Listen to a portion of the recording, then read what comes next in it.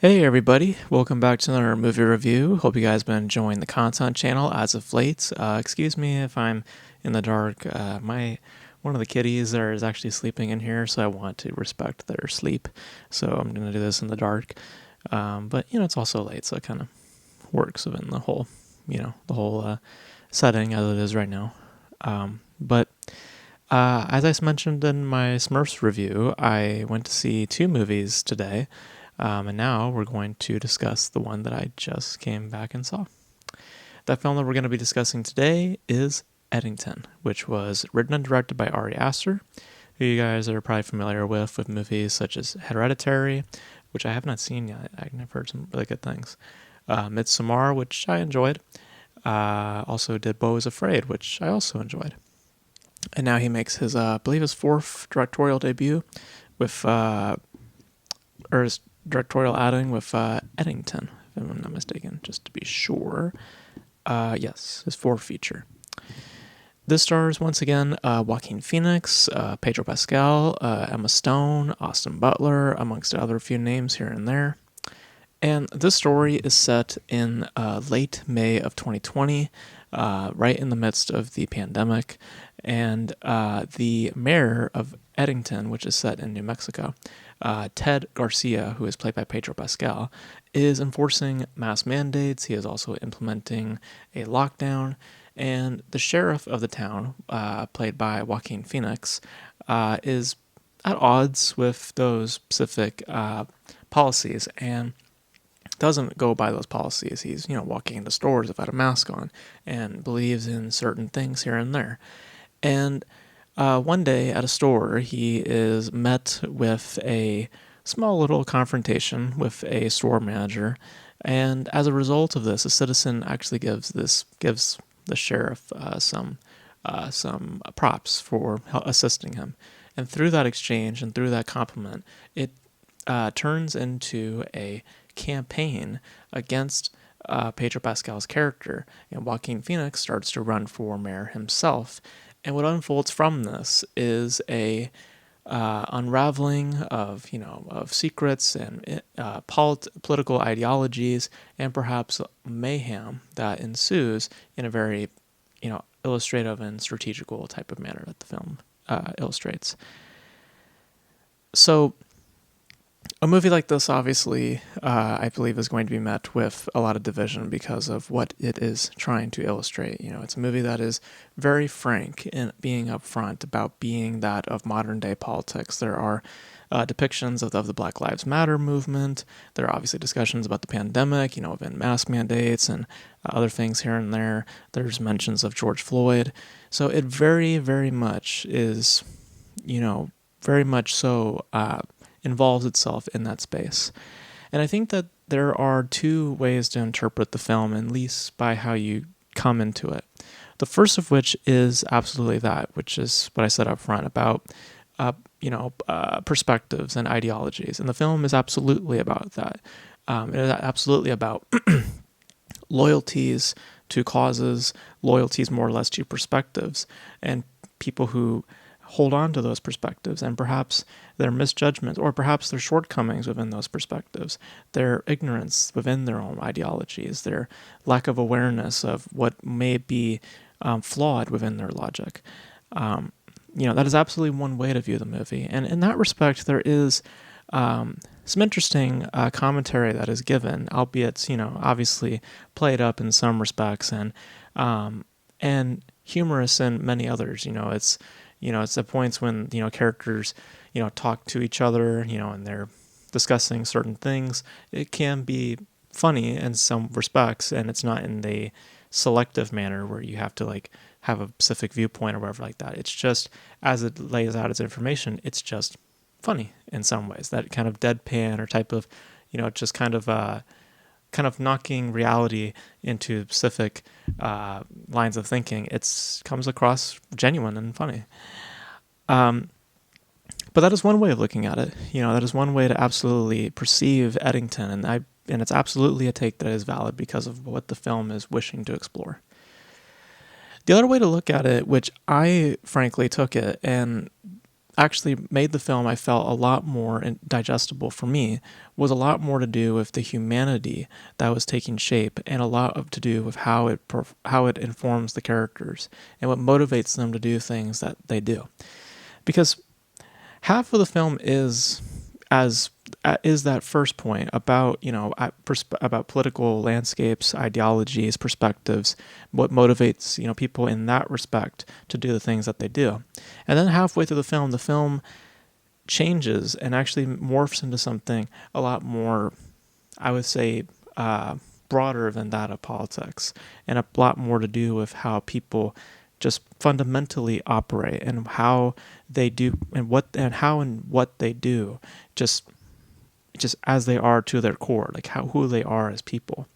Um, and in that respect, I found an interesting parallel, or at least an interesting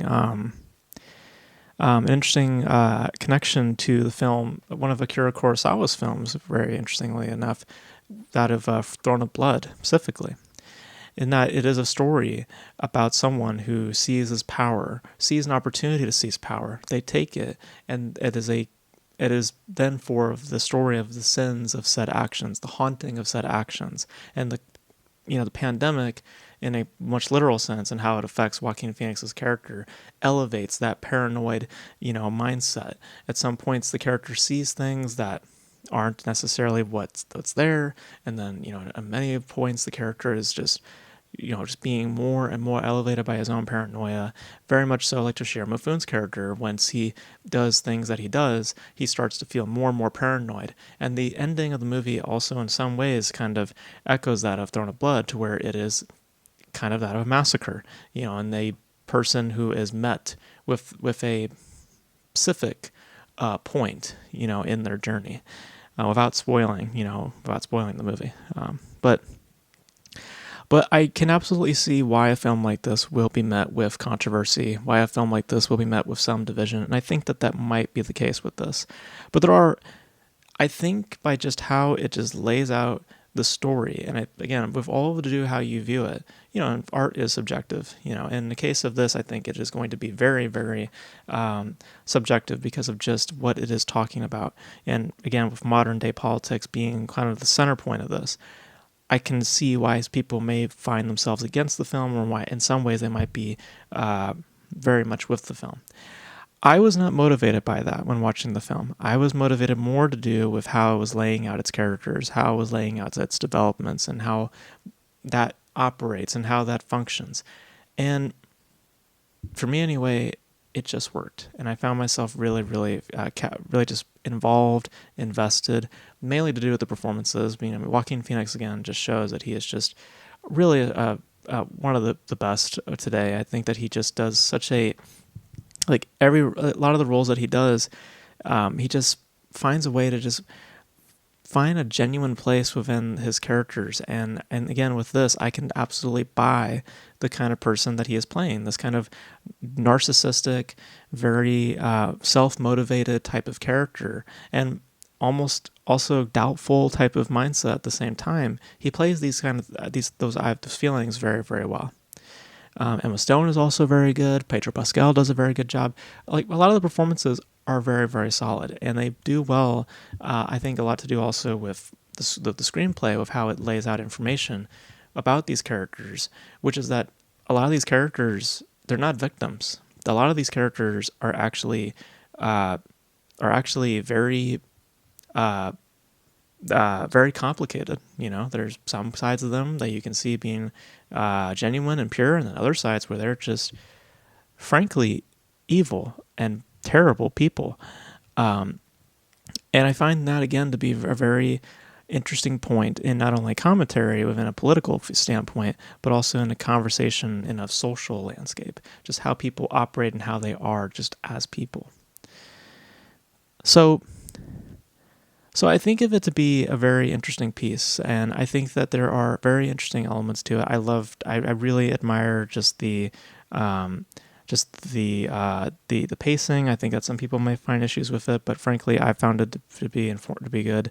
This is the stretching of this circumstance to its points. I felt wasn't made in thin, like it didn't create a thinness. It actually just made it actually stabilized in some ways for me. I actually felt that the runtime was justified. Um,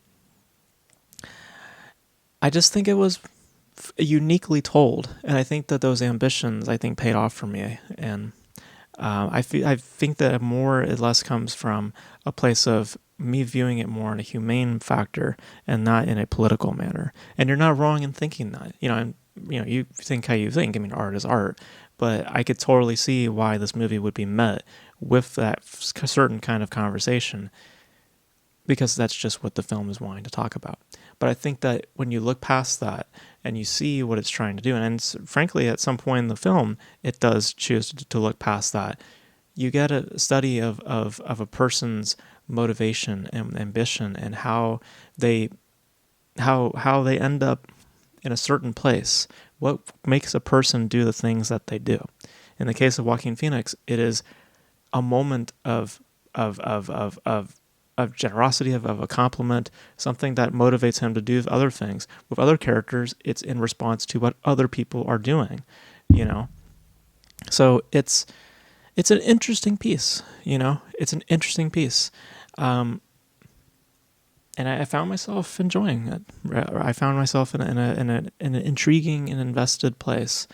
But I can, again, absolutely see where people may have contentions with the film because of just what it is literally discussing. But for me anyway, I found it to be very enjoyable, and I found myself in a very, very just involved space. So yeah, so those are my thoughts on Eddington. I thought it was pretty good.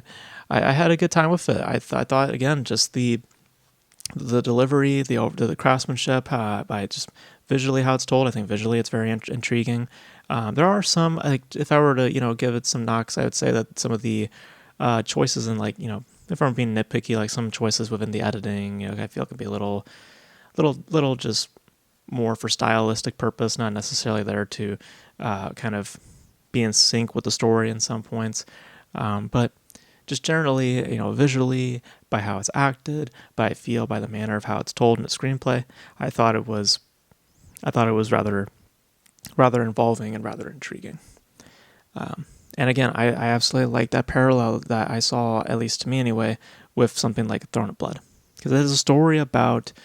That's Throne of Blood was.